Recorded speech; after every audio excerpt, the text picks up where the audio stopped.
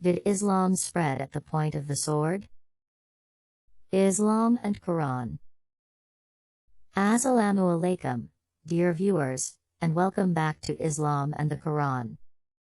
I'm Wajia, and today, we're diving deep into a question that has sparked debate and controversy for centuries. Did Islam spread at the point of the sword? We'll explore the historical references, and provide analysis, examples, and logical arguments to shed light on this complex issue.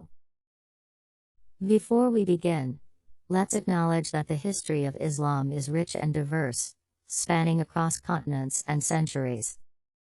To understand its spread, we need to look at various aspects. Historical context. To grasp the spread of Islam, we must consider the historical context. In the 7th century, the Arabian Peninsula was a turbulent region with tribal conflicts. The emergence of Islam brought a message of unity, spirituality, and social justice. Peaceful expansion. Contrary to popular belief, the majority of early Islamic expansion occurred through peaceful means. Trade routes played a significant role in spreading Islam.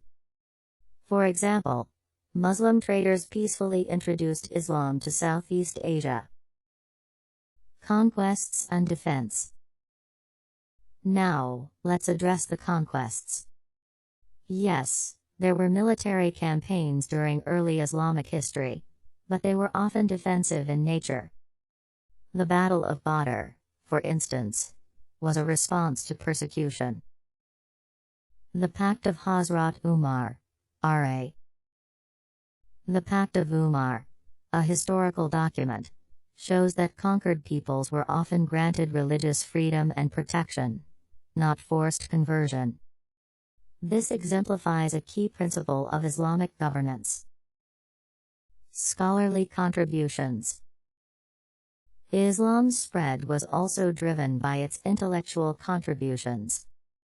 During the Islamic Golden Age, Muslim scholars preserved and expanded on the knowledge of various civilizations, fostering a climate of learning and exchange.